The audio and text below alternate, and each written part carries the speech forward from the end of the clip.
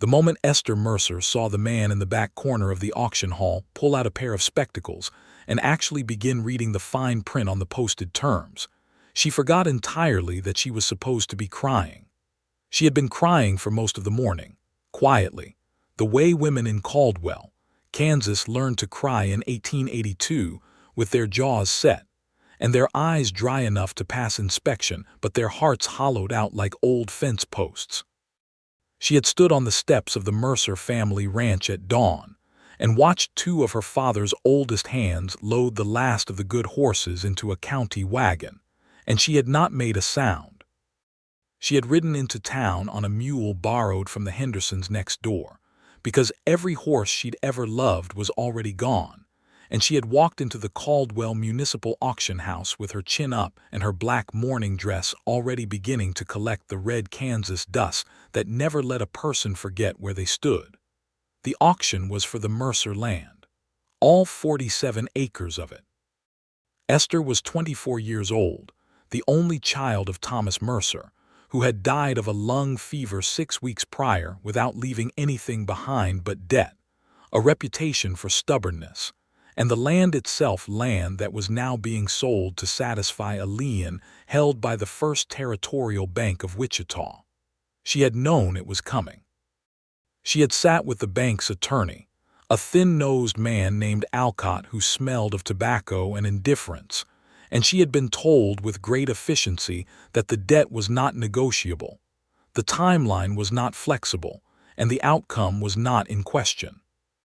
What she had not known, what nobody had told her, was that there was a clause buried in the sale terms that allowed the original family to repurchase the property within 12 months if they could match the winning bid plus 8% interest, provided the winning bidder had not yet broken ground on any structural improvements. She did not know this because nobody in that auction hall had read the terms. Not the auctioneer, a red-faced man named Hobart who ran the proceedings the way he ran most things, loudly and without much thought. Not the 6 ranchers who sat in the front row with their arms crossed and their money already burning in their pockets. Not the 2 land speculators from Wichita who had taken the train down that morning and were already talking to each other about what they planned to build. Not even Esther herself, because she had read as far as the lien amount and stopped, because the numbers had blurred in front of her eyes and she had folded the papers with careful precision and told herself it was finished. One man read the terms. He stood in the back left corner of the room near the window where the light was best, and he was tall enough that he had to angle his head slightly to avoid the low beam that ran across that side of the ceiling. He wore a clean but well-worn canvas duster the color of river clay, and his hat was dark brown and properly shaped. Not the kind of hat a man bought for show, but the kind a man bought to keep the sun off his face while he actually worked. He had brown hair that needed cutting and hands that were used to something harder than pushing paper, and when he slid the spectacles on and lifted the printed terms sheet close to his face, he did it with the unhurried seriousness of a man who believed that words on paper meant exactly what they said. Esther noticed him because everyone else in that room was performing. The speculators were performing confidence. The ranchers were performing disinterest.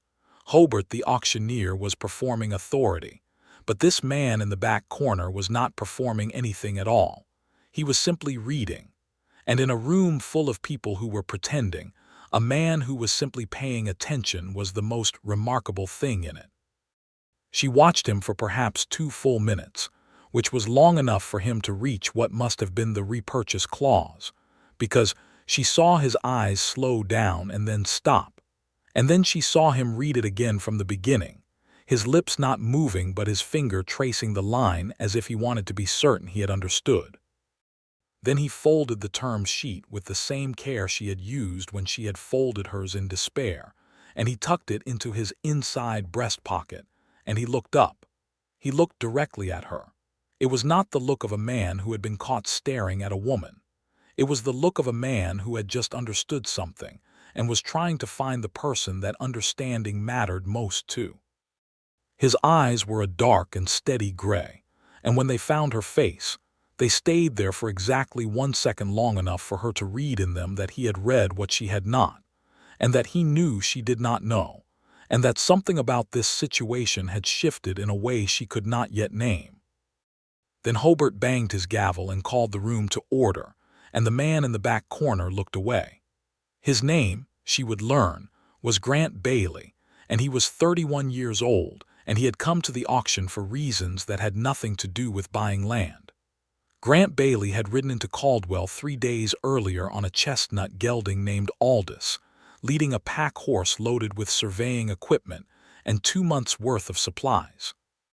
He worked as an independent land surveyor and assessor, hired by various banks and county offices to evaluate disputed parcels and determine accurate boundary lines. He had been hired by the First Territorial Bank of Wichita to conduct an assessment of the Mercer parcel before the auction, purely a procedural matter, the bank's manager had said, just to confirm the acreage before sale, and Grant had done so. He had walked every inch of those 47 acres over 2 days, which was how he knew that the creek running along the eastern boundary was not where Thomas Mercer's original deed said it was, that it had shifted some 40 feet westward over the decades, which technically meant the parcel was closer to 51 acres than 47, and that whoever bought this land was getting 4 acres of riverfront they hadn't been told about. He had noted all of this in his report to the bank, which the bank had not included in the auction disclosure, which bothered him in a way he couldn't quite set aside. He was not a lawyer. He was not the kind of man who went looking for trouble with institutions that had the power to make his working life difficult. But he had a habit picked up from his father, a circuit court clerk in Missouri who had believed with religious conviction that the written word was binding, of reading everything before he signed or bid or agreed to anything. His father had drilled it into him from boyhood. Read the terms first, son. Always read the terms first. Because the terms are where the truth lives, and the truth is the only thing worth having. So he had read the terms, and in reading the terms he had found the repurchase clause, which the bank's attorney had almost certainly included by legal obligation, and almost certainly hoped nobody would notice. And he had found it because he was the only person in that room inclined to look. When Hobart started the bidding on the Mercer parcel at $300 and the ranchers in the front started making noise, Grant did not bid. He stood in his corner and watched the room and thought about the young woman in the black dress who had been watching him read. He had noticed her noticing him, and he had noticed the moment she realized what she had missed, and he had felt something particular about the fact that out of everyone in that room, she was the one paying enough attention to see that he was doing something different. The bidding went up fast. The 2 Wichita speculators drove the ranchers out early. The ranchers wanted the land, but they wanted it at a price that made sense, and the speculators had backing that didn't require the numbers to make immediate sense. When the price hit $475, the last rancher dropped out, and the 2 speculators looked at each other with the measured hostility of men who had done this before. Grant watched Esther Mercer stand very still in the middle of the room, her hands clasped in front of her, her chin level, and he thought that she had the bearing of someone who had decided, long before this moment, that she was not going to let anyone see her break. At $520, one of the speculators, the taller one, with a traveling suit and a gold watch chain, raised his hand with a satisfied finality. Hobart let the silence stretch, called once, called twice, and Grant Bailey raised his hand. The room turned. Even the auctioneer seemed surprised. He pointed to Grant with his gavel. 530. 530, Grant said. His voice was even and unhurried, like a man ordering coffee. The speculator in the traveling suit turned around to look at him, and there was a long, measuring pause. Then the speculator said, 550. 560, Grant said. He was not rich. He had savings. 9 years of careful living and good work had built him a modest reserve, and $560 was not going to ruin him, but it was not comfortable either. He bid again at $580 when the speculator came back. He bid again at $610. He watched the speculator's jaw tighten and his partner lean over and mutter something into his ear, and he waited. The speculator did not bid again. $610, Hobart announced. Going once, going twice. The gavel came down, sold to the gentleman in the back. The room exhaled. The speculators gathered their coats with the dignified irritation of men who intended to remember this. The ranchers looked at Grant with mild curiosity, because nobody had recognized him, and a stranger buying the Mercer parcel was an interesting development. And Esther Mercer turned around very slowly and looked at the man in the back corner. He was already looking at her. She walked to him. She walked to him the way she did everything that morning, with her back straight and her pace steady, and absolutely no indication that her heart was hammering against her ribs. She stopped 2 feet away from him and she said, "You read the terms." It was not a question. "I did," he said. "There is a repurchase clause," she said. 12 months, I can buy it back. If you can match the bid plus 8%, he said, and if I don't break ground on improvements, which I won't. She stared at him. He was close enough that she could see the line of dust along his jaw where he'd been out in the wind, and the way his gray eyes were absolutely direct, as if he'd never learned the social habit of looking slightly to one side to make difficult things easier. "Why?" she said. It was the most honest question she had ever asked anyone, stripped entirely of courtesy or preamble, because she could not think of a single strategic reason why a stranger would walk into an auction and bid $610 on a parcel of land he apparently did not intend to develop. Grant Bailey was quiet for a moment. Not the quiet of a man stalling, but the quiet of a man who wanted to give her an honest answer and was choosing the words for it. "Because it's your land," he said, "and because I read the terms." Her throat tightened in a way she had not allowed it to all morning. She swallowed it down and held out her hand. "Esther Mercer," she said. He took her hand and shook it with the straightforward firmness of a man who had no particular performance to put on. "Grant Bailey," he said. She did not know yet that she was going to fall in love with him. She did not know it that afternoon when Hobart completed the paperwork, and Grant signed his name with the same careful attention he brought to everything. And she did not know it that evening when he rode past the Henderson farm on his way out of town and tipped his hat at her where she stood at the fence watching the road. But she remembered both hands for a long time afterward, the handshake in the auction house and the hat tip in the fading light. The way you remember the first 2 notes of a song that becomes, over time, the one you cannot stop hearing. She rode the borrowed mule back to what was now technically not her property, and sat on the porch of what was now technically not her house, and worked out the arithmetic. $610 plus 8% was $658.80. She had in her personal savings kept in a cedar box under the floorboard in her bedroom, not because she distrusted banks, but because her father had distrusted banks and the habit had transferred $41 and some change.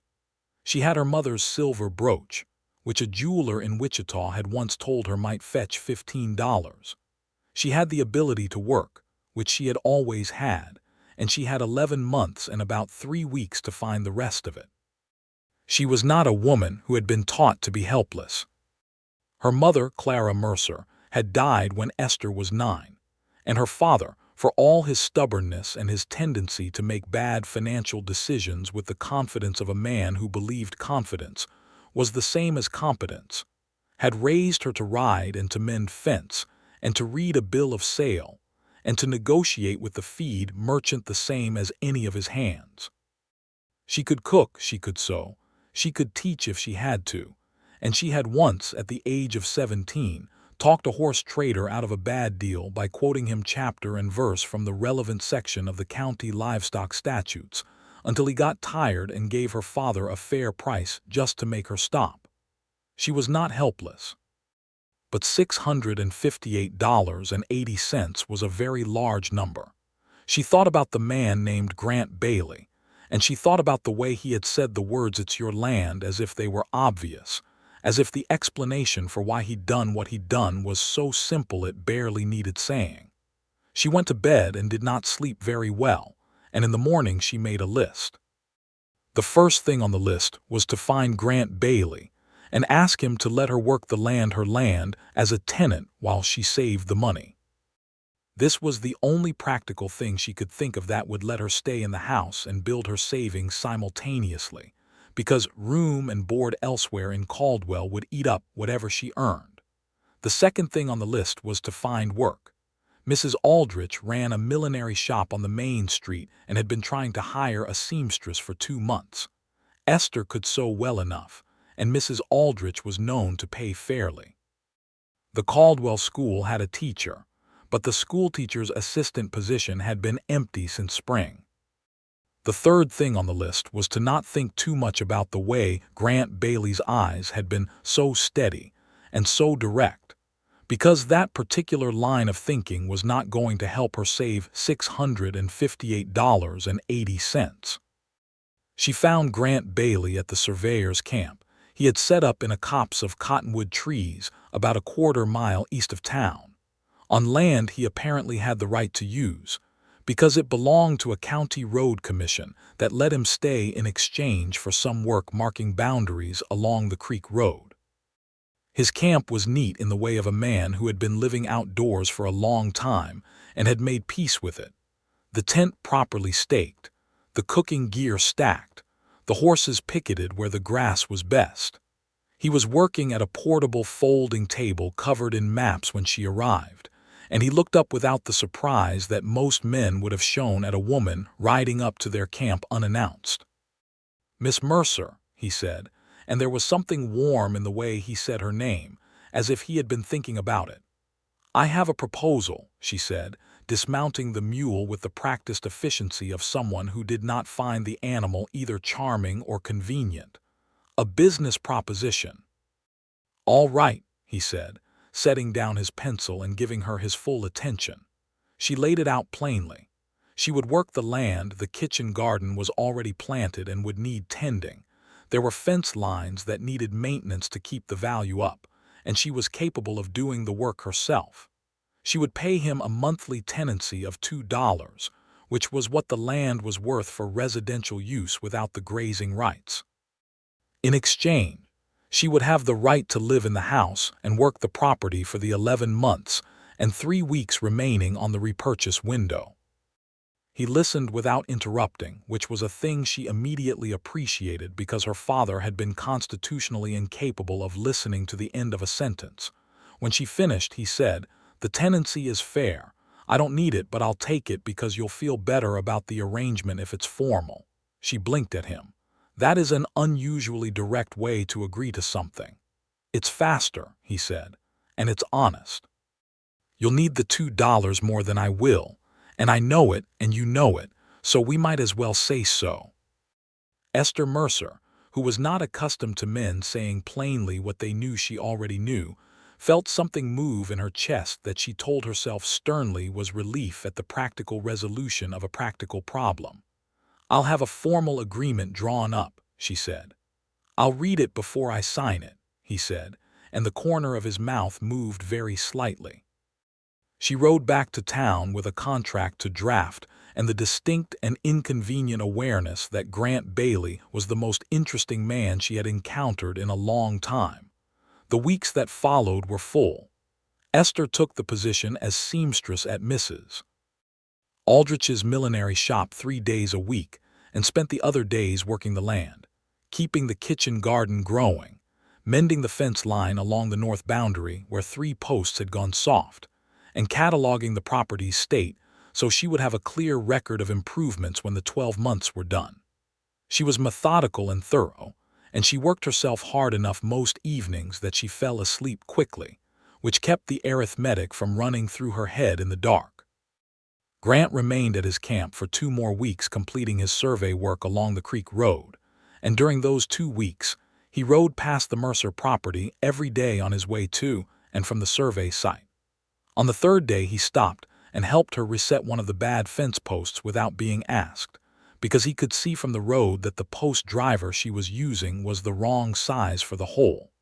On the 5th day she brought him coffee in a tin cup because she had made too much and it seemed wasteful.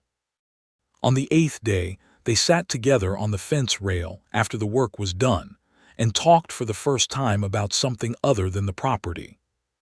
He told her about his father, the circuit court clerk, and about growing up in a household where the written word was sacred and reading carefully was a kind of moral practice. He told her about Missouri, where the land was green and humid and smelled of river mud, and about why he had come west, not for adventure, he said, which was the reason most men gave, but because the West was new enough that the boundaries were still being drawn, and there was good work for a man who knew how to survey. He had been doing it for 9 years, he said. He had seen most of Kansas and a good piece of Colorado and a stretch of New Mexico territory. "Do you have a home?" she asked. She meant it practically, as a question about his living arrangements, but the word home seemed to land between them with a weight beyond its practical meaning. "Not yet," he said. He was looking out at the land, her land, his land indeed if not in spirit, and the evening light was turning it gold. "I've been meaning to." She asked him what he meant by that, and he turned and looked at her with that direct gray gaze and said, "I've been meaning to stop moving and find a place worth staying in." The silence that followed was comfortable in the way that silences between two people who are beginning to understand each other become comfortable, and Esther decided firmly that she was not going to read anything into it, because she had a property to save and $658.80 to accumulate, and she could not afford the distraction of a man whose eyes were gray and steady, and whose sentences always meant exactly what they said. She nearly managed it, too, for about another 2 weeks. What happened in the 3rd week of June, about a month after the auction, was that a man named Croy Dunbar rode into Caldwell from Wichita.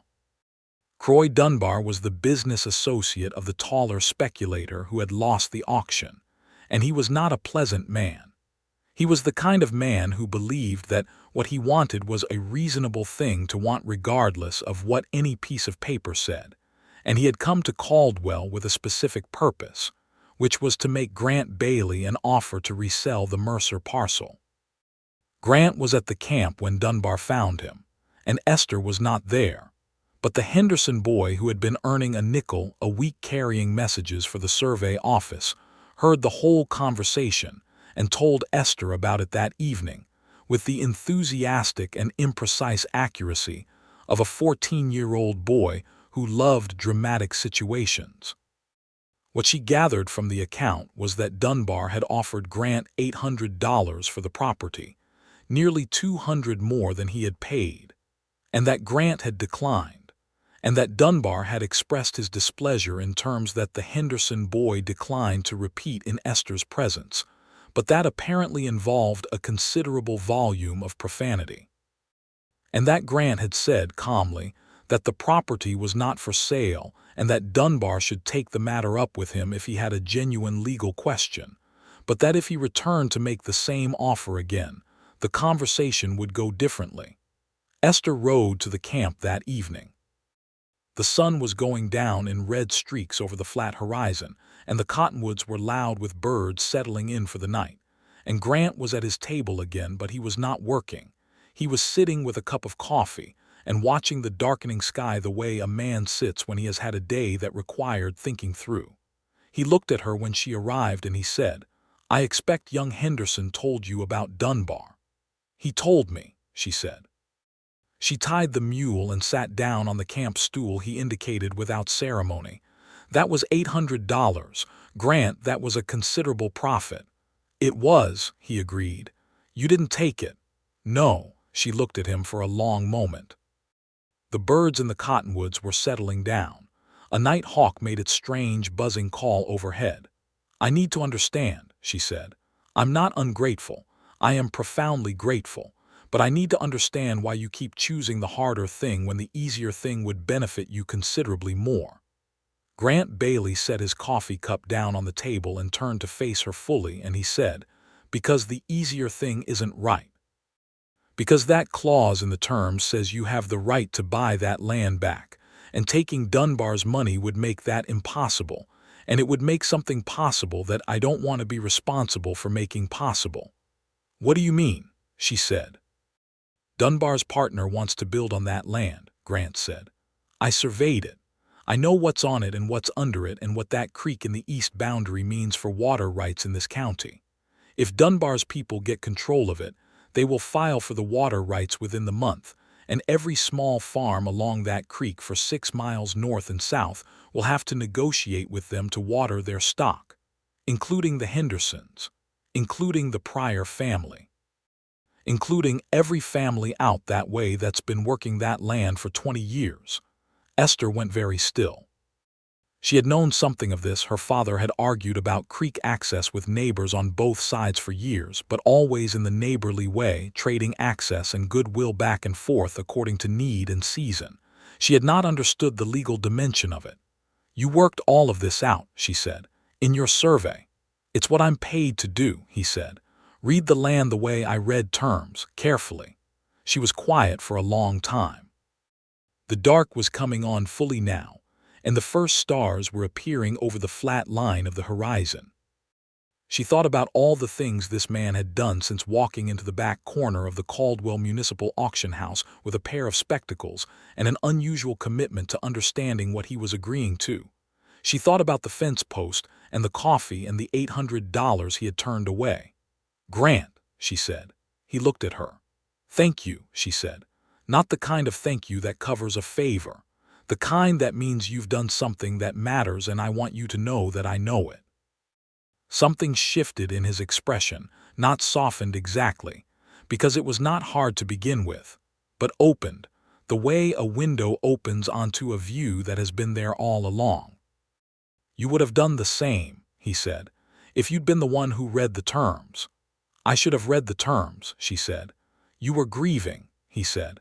"Your father had just died and the bank was taking your land and you were standing in a room full of people performing indifference at your misfortune.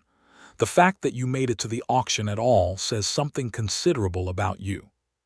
She felt the truth of it in the places where she had been keeping it sealed off, all the grief and the anger and the exhaustion of the past 6 weeks, and she did not cry, because she was Esther Mercer, and she had spent 24 years learning not to cry when the important thing was to stay upright. But her eyes were very bright for a moment, and Grant Bailey saw it and said nothing, which was exactly the right thing to do. She rode home in the dark with the mule picking its own way along the familiar road, and she told herself, with great firmness and diminishing conviction, that she was not falling in love with Grant Bailey. By midsummer she was not telling herself anything of the kind anymore, because it was too late and she knew it, and because honesty had always been one of her better habits. Grant had stayed in Caldwell longer than his survey work required. He had finished the creek road boundaries by the end of June, but he had found additional work. The county commissioner had been trying for 2 years to get a proper boundary survey done on the old Pryor homestead claim, and Grant was the only qualified surveyor within 50 miles. And so he had extended his stay and moved from the Cottonwood camp to a proper room at Mrs. Beckwith's boarding house on Comanche Street, which cost him 30 cents a day and included breakfast and the reasonable comfort of a real bed. He rode out to the Mercer property most mornings. He told himself, with the same kind of diminishing conviction that Esther was experiencing in the opposite direction, that he was checking on his investment. The truth, which he was a precise enough man to acknowledge, was that he wanted to see her. She was unlike anyone he had met in 9 years of moving through western towns, not because she was striking, although she was, with her dark hair and her brown eyes, and the particular way she carried herself as if the ground under her feet were hers by natural right, but because she was, in the specific way that mattered most to him, rigorous. She thought carefully. She spoke honestly. She did not pretend to certainties she did not have, and she did not perform emotions for the benefit of an audience. She was, in the language his father would have used, a woman of good terms, which meant you could rely on what she said to mean exactly what it said. He helped her in the mornings without making a ceremony of it. He had grown up on a Missouri farm before the law pulled his father into town, and he knew how to work, and working alongside her in the garden or along the fence line was easy in the way that being with a particular person can sometimes be unexpectedly easy, as if the ordinary friction of human company has been somehow removed. In July, Mrs. Aldrich gave Esther a raise to $3 a week, because Esther's sewing was precise enough that ladies had started requesting her work specifically, and Mrs. Aldrich was a practical woman who understood that skill had a market price. Esther saved every cent she didn't need for living expenses and kept a running tally in the small notebook she carried in her apron pocket, the numbers growing by slow and careful increments. In late July, the county fair came to Caldwell. The county fair was a proper event. 3 days of livestock judging and pie competitions and fiddle music in the evenings, and a crowd drawn from every farm and homestead within 20 miles. It was, by long-standing tradition, also the occasion when young people who were interested in each other managed to be in the same place at the same time in a context that permitted dancing. Esther went to the fair because Mrs. Aldrich had a display booth and needed her help for the first 2 days, and because she had a rhubarb pie entered in the competition that she had made with genuinely competitive intentions. Grant went because the county commissioner had asked him to speak informally to several of the larger landholders about the boundary survey results, and because, if he was being honest with himself, the fair was where Esther would be. They found each other on the second evening, when the fiddle music started up at the edge of the main grounds, and the lanterns were lit against the dark, and the air smelled of summer dust and food, and the particular sweetness of a Kansas evening. Esther had won second place in the pie competition, which she accepted with the composed pleasure of someone who had expected first but found second entirely reasonable.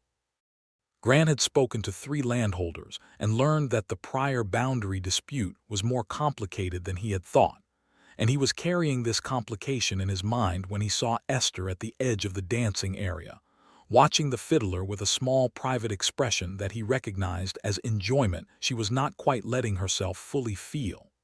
He walked over and stood beside her and said, "Second place is respectable for a rhubarb pie." She turned and the small private expression became a real one. "Mrs. Garner uses a proprietary crust recipe," she said. "I've been attempting to reverse engineer it for 3 years. Will you dance?" he said.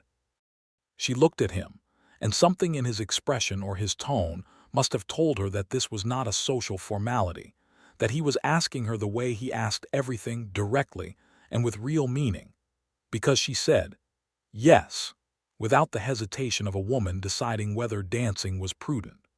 He was a competent dancer in the functional way of men who have danced at enough frontier social occasions to know the steps without having had the leisure to make an art of it. She was better than competent. She had a natural sense of rhythm and the ability to follow that made partnership feel easy. They danced 2 dances in the light of the lanterns with the fiddle going and the crowd moving around them, and then they stood together at the edge of the area and talked while the music continued, and the talk was easy and went on longer than either of them planned.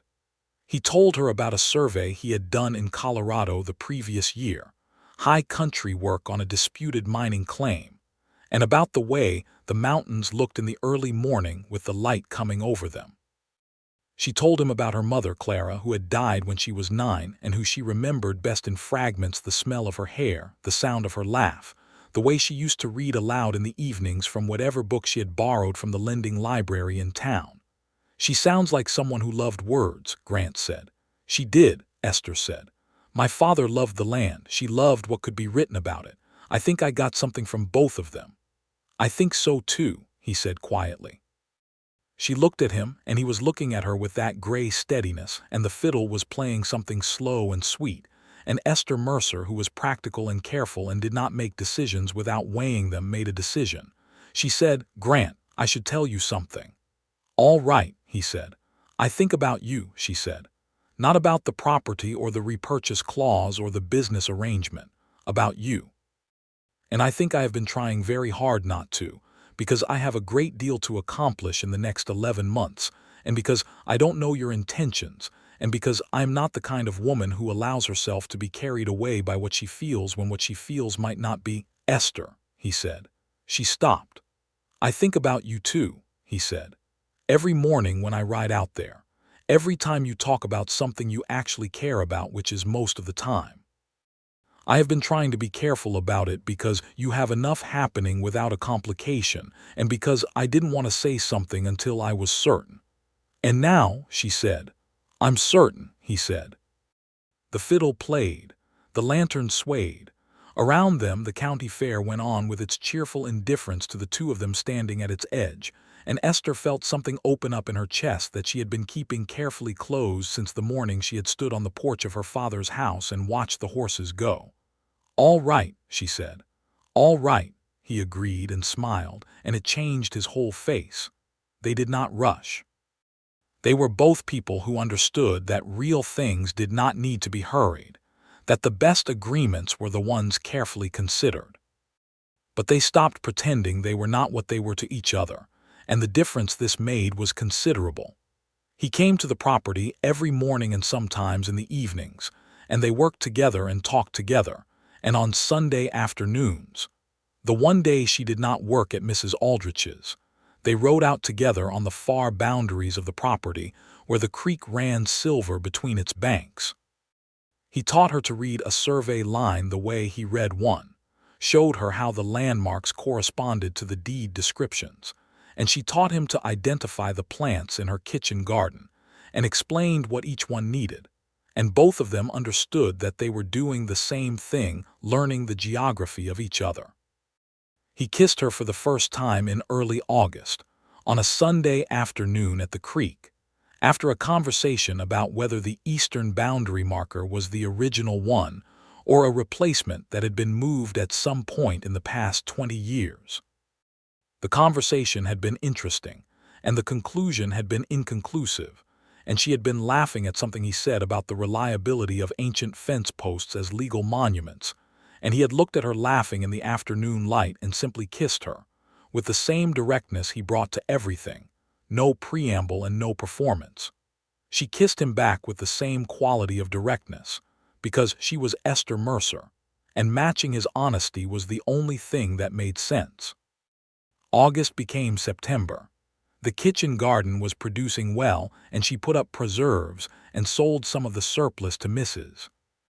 Hendricks at the general store, adding those small earnings to the notebook tally. Grant finished the prior survey and took on a new assignment. The county wanted boundary work done on 3 parcels along the old cattle trail that had been disputed since the trail drives had ended and the farmers had moved in. The work would keep him in the area for several more months, which was a practical convenience and an emotional relief that neither of them mentioned directly, because some things did not need to be said to be understood. In September, Croy Dunbar came back.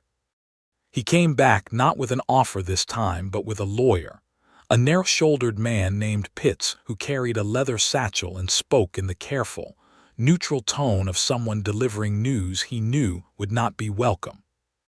They came to the Mercer property on a Wednesday morning and found Esther in the kitchen garden and asked for Grant Bailey, and she told them calmly that she would send word to him, and then she went inside and watched through the window as the 2 men stood in her yard with the particular stillness of men who have prepared their position. Grant arrived within the hour on Aldous, having received the message via the Henderson boy, and he dismounted and shook neither man's hand and said, "What is it?" Pitts opened his satchel and produced a document, and said that his client had discovered an error in the auction record specifically, that the original lien had been calculated against the 47-acre figure, but that the actual acreage, according to the county's own survey records, was closer to 51 acres, and that this discrepancy represented a material misrepresentation in the original sale. and that his client was prepared to file a legal challenge to the auction result on these grounds. Grant looked at the document for approximately 10 seconds, and then he said, "The survey record that establishes the 51-acre figure is mine. I was hired by the First Territorial Bank of Wichita to conduct that survey, and I reported the corrected acreage to the bank before the auction. The bank chose not to include the corrected figure in the auction disclosure. If there is a material misrepresentation, it runs against your client because the bank failed to disclose information they had in their possession, which they are legally obligated to do. If your client wants to pursue that claim, he will need to take it up with the bank, not with me, and I'd be delighted to provide the survey report as evidence for whichever party finds it useful." Pitts was quiet for a moment. He was a good lawyer, and he had just recognized that he had walked into a situation that was considerably more prepared than anticipated. Dunbar said, from behind his lawyer, "We'll find another way." Grant said, "I expect you'll try," and he said it the way he said most things, without anger or bluster, simply as a statement of fact. The two men left. Esther came out of the house and stood beside Grant and watched them go down the road, and she said, "You reported the acreage discrepancy to the bank before the auction." "I did," he said, "and they suppressed it. They didn't include it in the disclosure," he said, "which amounts to the same thing." She thought about this. It was another piece of the picture she was still assembling, not just of what he had done at the auction, but of the whole shape of the man. "If Dunbar pursues the bank may try to void the auction and start over," she said. "They might," he agreed. "If they void the auction, they have to disclose the corrected acreage in any new sale, which changes the value and the terms, and the repurchase clause would almost certainly carry over to any valid reauction under Kansas law. I checked." She turned to look at him. "You checked?" "I went to the county clerk's office 3 weeks ago," he said, "after Dunbar's first visit. I wanted to know what the legal position would be if he tried something." The warmth in her chest was so full it was almost unbearable. She said, "You have been protecting this land very carefully, Grant Bailey." "I've been protecting you," he said, simply and without any particular emphasis, and the words went straight through her. She took his hand, there in the yard in the Kansas morning, and held it, and he held hers back, and that was enough. October brought the first cold. The prairie grasses went pale gold and then brown, and the sky turned that particular shade of dark blue that meant winter was coming to think about things. Esther's notebook tally was approaching $200, a good number that still left a great deal of distance between her and $658.80. She had been doing arithmetic, even with the increase from Mrs. Aldrich, even with the garden sales and the careful savings. The number was going to be difficult to reach in time. She would need something more, or she would need a longer horizon, and the horizon was fixed. She talked to Grant about it on a Sunday afternoon in October, sitting on the porch of the house with cups of coffee while the wind moved through the dry grass, and a hawk circled very high and very still over the south boundary. She laid out the numbers the way she laid out everything, clearly and without softening, because she had learned from him that plain honesty was the most efficient form of communication. He listened. He asked 2 questions, one about whether the school district had filled the assistant position, and one about the winter demand for millinery work. She answered both, and then he was quiet for a time in his thinking way. "There's the survey work I'm doing for the county," he said. "The work on the cattle trail parcels. I've been doing it alone, but it goes faster with a second set of hands for the measuring work. I can pay an assistant rate. It's legitimate work, documented with the county office. 50 cents a day." She looked at him. "You're not inventing work for me." "I am not," he said. "The work is real, and I genuinely need an assistant for the measurement runs. It's tedious work, and I've been doing it alone because there's nobody qualified within 50 miles who I trust to do it accurately. You've learned to read the survey lines. You're precise and you're reliable. I am offering you a job." She knew him well enough by now to know that he was telling the truth, and she also knew him well enough to know that he would not have offered it if he had not thought it through. "All right," she said. "I'll take the work when Mrs. Aldrich doesn't need me." They worked the survey lines together 3 days a week through October and into November. It was cold work, tramping the boundary lines with the measuring chain and the tripod and the notebooks, their breath making small clouds in the sharp air, and it was also unexpectedly good work. The kind of working together in a common purpose that builds, quietly and without ceremony, a kind of knowing of each other that ordinary conversation cannot reach. She learned to read his shorthand notation in the survey book. He learned to read her handwriting in the measurements log, which was more angular and certain than any handwriting he had encountered in a record book. They developed a working rhythm that was particular to them, and at noon they stopped and ate whatever she had packed and talked about things that were not related to the survey books, and what they had each read and places, and what they hoped for. November was when she asked him what he hoped for directly. They were sitting against a fence post with the sun trying to do something useful against the cold and largely failing, and she had asked him what he'd said when she asked earlier about meaning to find a place worth staying in. He was quiet for a moment, and then he said, "I hoped for this, more or less, something like what we have. A place and a person that give me a reason to stop the moving." "Is Caldwell the place?" she said. "The land is a good piece of land," he said carefully, "and I know what the water rights along that creek mean for the county, and I think there's work here for a man who understands land and boundaries. But whether Caldwell is the place depends on something other than the land." "It depends on me," she said. "Yes," he said. She looked at the survey book in her hands, and then she looked at him. "Grant, if I get the land back, when I get it back, I'm going to need someone who knows how to make something of it. My father had good land and he lost it because he did not know how to manage what he had. I know the land, I know the work, but I don't know the management, the legal parts, the water rights, and the boundary questions. I don't know what I don't know, and that is what he didn't know either." "You know more than you think," Grant said. "I know more than I did 3 months ago," she agreed. "Because of you." But Grant, she stopped. She looked at him with the directness that was hers by nature and his by practice. "I am not asking you to stay because I need a land manager. I am asking because I don't want to stay here without you." That is the honest answer, and I think we've agreed that honest answers are the best kind. Grant Bailey, who was 31 years old and had been moving across the Western Territories for 9 years, and had spent most of that time with the comfortable solitude of a man who reads the terms carefully and makes his decisions without external pressure, felt something settle in him with the finality of a landmark properly set. "Are you asking me to marry you?" he said, and his voice was very quiet. She felt the color come into her face, which she had not expected, because she had thought she was past being caught off guard by her own emotions. "I suppose I am," she said. "Though I believe the conventional approach is for the question to go the other direction. The conventional approach assumes the man has better information," he said. "In this case the information is equally distributed, so the convention seems arbitrary." She laughed, and he loved the sound of it, and he said, "Yes, Esther." She looked at him. "Yes, you'll marry me." "Yes," he said, "on one condition." "What condition?"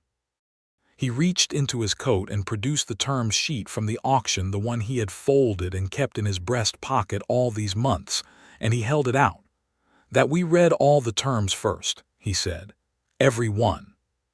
She took the paper from him and unfolded it, and he leaned in beside her and they read it together in the cold November light, his shoulder against hers, his finger tracing the lines the way it had traced them the first time, back in the auction house when she had watched him from across the room, and understood that here was a man who believed that words mattered, and that truth was worth the time it took to find. She read every word of the repurchase clause, and then she folded the paper again with care and handed it back to him. "All the terms are acceptable," she said. They were married at the end of November in the small Methodist church on Elm Street in front of Mrs. Aldrich and the Hendersons and the county commissioner, and about 15 other people who had come to know them both well enough to understand that this was a good match in the solid, lasting sense of that phrase. Esther wore her best dress, which was dark green wool with a high collar and fitted sleeves, and she carried a small bunch of dried prairie grass tied with ribbon, because the only flowers available in November in Kansas were the ones she had pressed from the summer garden, and those were too fragile for a bouquet. Grant wore his good clothes, which were clean and pressed and fit him properly, and he had had his hair cut, which made him look both the same and slightly different. When the minister asked if he took her for his wife, Grant said, "I do," with the same careful deliberateness he brought to all formal agreements, as if he understood that this was a term he was agreeing to and intended to honor with the full seriousness of his understanding. When the minister asked if she took him, Esther said, "I do," with a clarity that carried to the back of the church, because Esther Mercer had made her decision by the time she arrived, and when she had decided something she did not equivocate. The Henderson family hosted the supper afterward in their large kitchen, and there was music provided by the Henderson eldest boy who played the fiddle, and it was warm and good, and one of those evenings that fixes itself in memory with unusual clarity, because everything in it was exactly as it should be. That night in the house that was still technically his but in all meaningful ways hers, they lay awake for a long time talking, the way people do when they are too happy to sleep, and the dark house around them settled and the wind moved outside and the Kansas stars were very bright through the bedroom window. December was cold and quiet. Esther continued working at Mrs. Aldrich's and on the survey lines when the weather permitted, and Grant had been contracted for a full county boundary audit that would take most of the winter and keep him busy and employed through spring. The money in the notebook grew steadily. Grant contributed to the household with his earnings from the county work, and they were careful and organized about it, the way two people are careful and organized about money when they have both learned from watching what happens when the money is not managed. In January, Croy Dunbar filed his legal challenge with the county court. The challenge was exactly what Grant had predicted, a claim that the auction had been conducted on the basis of erroneous acreage information and should be voided. The county court assigned the matter to a judge who came to Caldwell from Wichita on circuit, and a hearing was scheduled for March. Grant appeared at the hearing with his survey report and his documentation of what he had submitted to the bank before the auction. The bank's local representative, a man who had clearly not wanted to be there, confirmed reluctantly that the bank had received Grant's survey report before the auction date. The judge heard the matter and ruled that the challenge was without merit on the grounds that the alleged misrepresentation originated with the bank's own failure to disclose information in its possession, and that the winning bidder at the auction, who had also not been informed of the corrected acreage, could not be held responsible for the bank's omission. Dunbar's lawyer argued. The judge was unmoved. The auction result stood.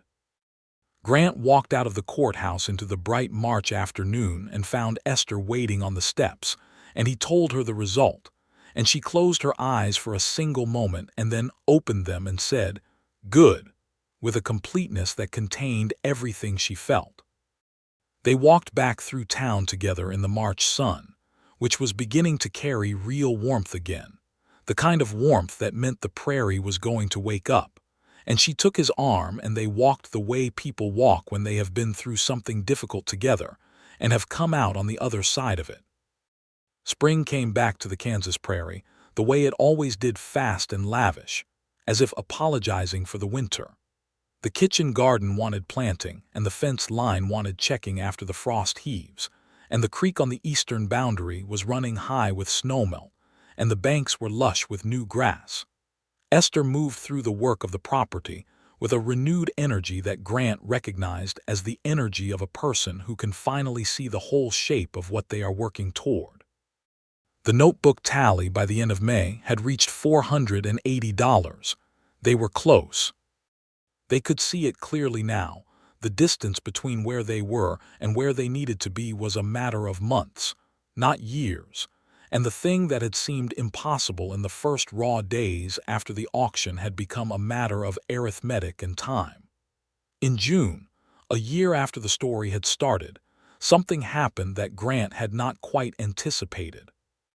The county commissioner, whose name was Holt and who had been watching Grant's work with the attention of a man who understood the value of competent people, came to the boarding house.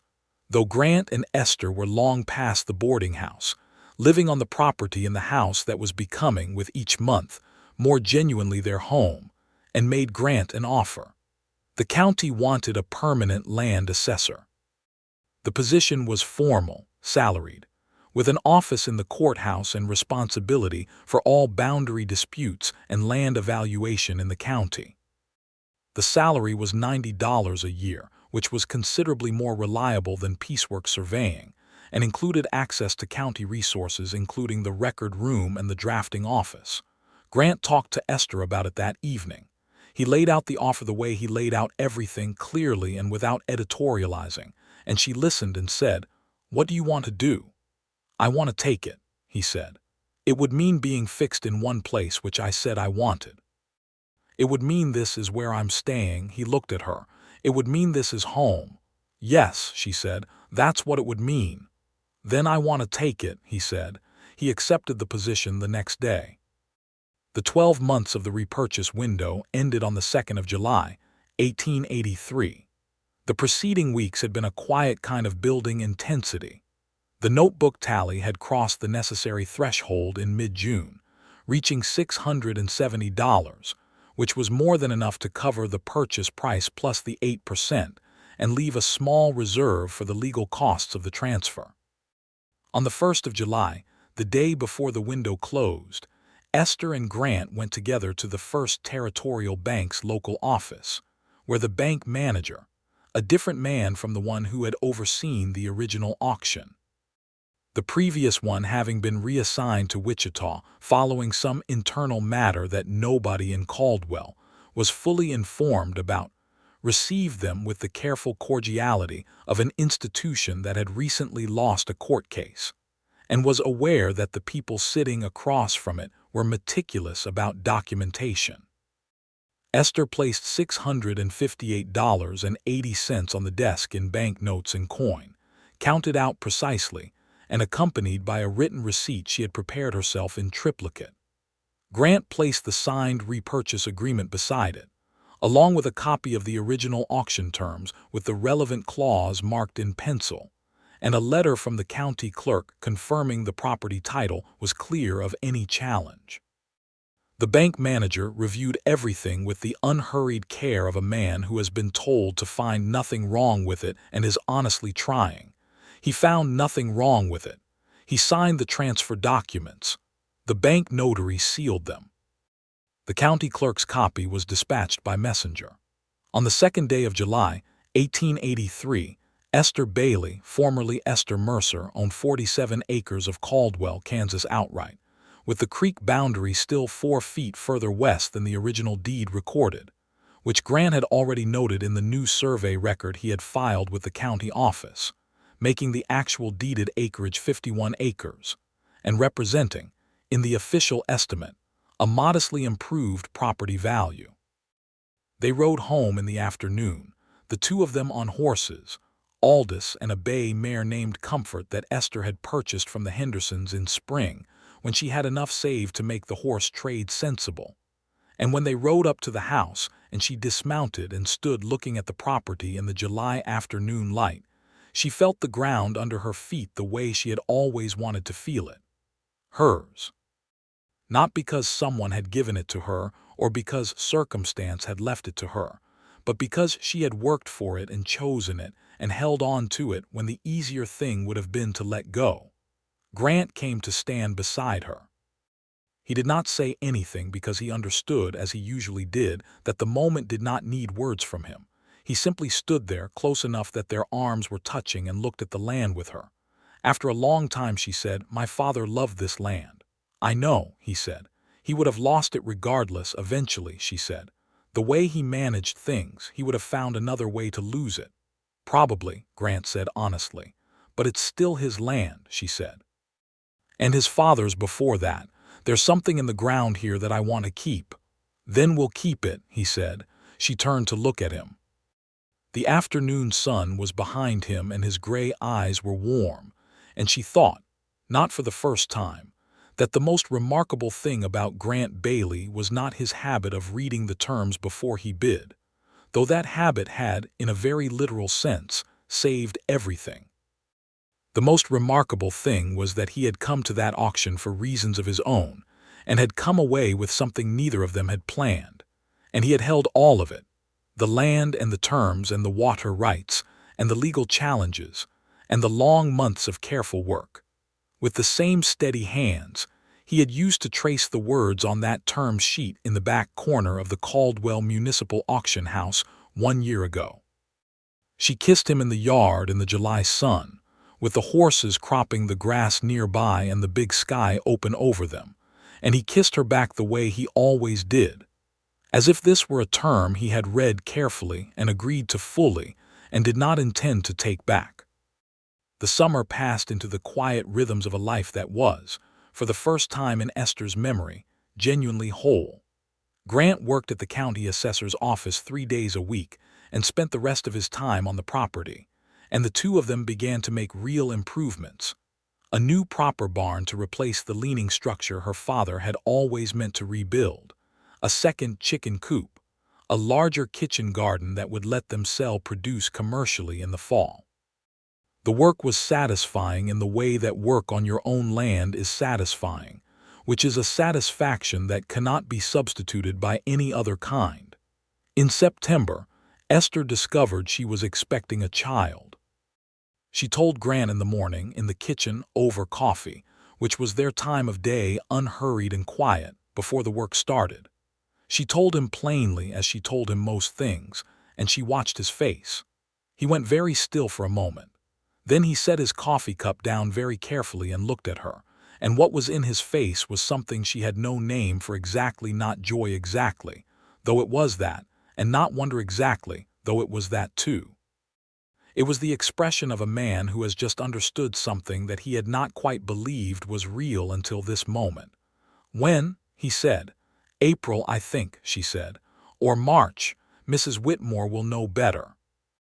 He reached across the table and took her hand, and he held it on the table between them, and he said, "How are you?" She considered this honestly, as she considered everything. "Frightened," she said, "and very glad, both at the same time." "That seems right," he said. "My mother died when I was 9, she said. I know that's not—" She stopped. "I know," he said. "We'll get Mrs. Whitmore, and we'll have Dr. Albright involved, and we'll do everything carefully." He paused. "You are not your mother's story. You're your own." She felt the truth of this settle in her. "Yes," she said.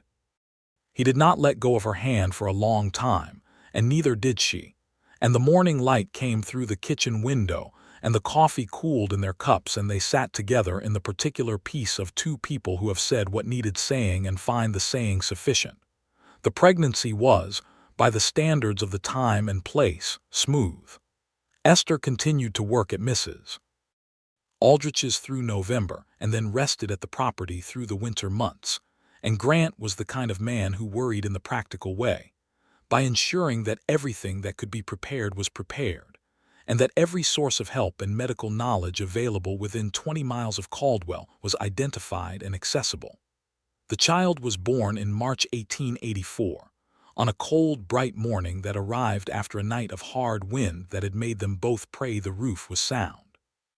The baby was a boy, healthy and loud from the first moment, with Grant's dark hair and what seemed to Esther, in the exhausted clarity of the first hours, like her own father's hands, broad and square at the knuckles, built for use. They named him Thomas for her father and William, for Grant's father, the circuit court clerk, and called him Will in the everyday way because Will had a good sound. Will Bailey was a remarkable child in the way that children are remarkable when they are made of two people who are individually remarkable, curious and observant, and with a strong preference for understanding how things worked before engaging with them, which was so precisely his father's nature that it made Esther laugh when she saw it emerging in him. He also had, from early on, a stubbornness about fairness that was very precisely his mother's, and the combination made for a child who was simultaneously a joy and a considerable amount of work. The years following were full in the best sense of the word. The property improved steadily. Grant bought the adjacent 8 acres when the Pryor family finally sold and moved to Colorado, and the water rights along the creek were formally registered in the Bailey name, which resolved the access question for the neighboring farms in a way Thomas Mercer had never been able to manage, but his daughter had, because his daughter had married a man who read the terms. The kitchen garden became a proper commercial garden. Grant's position at the county assessor's office grew in scope, and by 1886 he was training 2 assistants and managing the full land record for the county. Esther returned to Mrs. Aldrich's after Will was old enough to be left with the Henderson girl in the mornings, and then she opened, with Mrs. Aldrich's blessing and a modest investment from the property income, her own dressmaking shop 2 doors down from the millinery, a proper shop with a display window and a fitting room, and a book of order clients that grew steadily as Caldwell grew. She was good at the work and she was good at the business of it, which were 2 different things, and she kept the books with the same precision she kept everything. In 1886, she became pregnant again. This time she was less frightened and more certain of what she was doing, and the pregnancy went smoothly through the summer and the fall, and Will, who was 2 and already walking and talking in the full committed way of children who intend to be understood, spent considerable energy during those months conducting his own investigation of the various changes happening around him. The second child was a girl, born in November 1886, and they named her Clara for Esther's mother, and she had Esther's dark brown eyes and Grant's gray-eyed steadiness all mixed together in a way that was entirely her own. Clara grew up to be a different creature than Will. Where he was methodical and observant, she was fast and intuitive and spent the first 5 years of her life reaching conclusions that turned out to be correct before she could have possibly gathered enough information to justify them. Grant said she was the inverse of him. She read the conclusion first and found the terms later. And Esther said that this was a very diplomatic way of saying she was exactly like her grandfather Thomas, who had always known what he wanted and never quite managed to find out whether it was achievable. The Caldwell that Esther and Grant Bailey lived in through the 1880s was not a simple place. Caldwell sat on the edge of the old cattle trail territory, and the closing of the long drives had changed the economics of the region. The big ranching interests were pushing against the smaller farming claims. Water rights were contested everywhere, and the question of land ownership was never entirely settled for the people who had been on the land longest. The Osage and the Wichita people, who had been moved through this territory in the previous decades, were a presence that the town's white residents mostly chose not to discuss, but whose history was visible in the land itself if you knew how to read it, which Grant did from his years of survey work. He wrote a report in 1887 for the county commissioner and the state land office, documenting the historical land claims in the county and the discrepancies between the treaty records and the current deed records. The report was not comfortable reading for a number of people, and the commissioner received considerable pressure to suppress it. Grant had, predictably, kept copies of everything.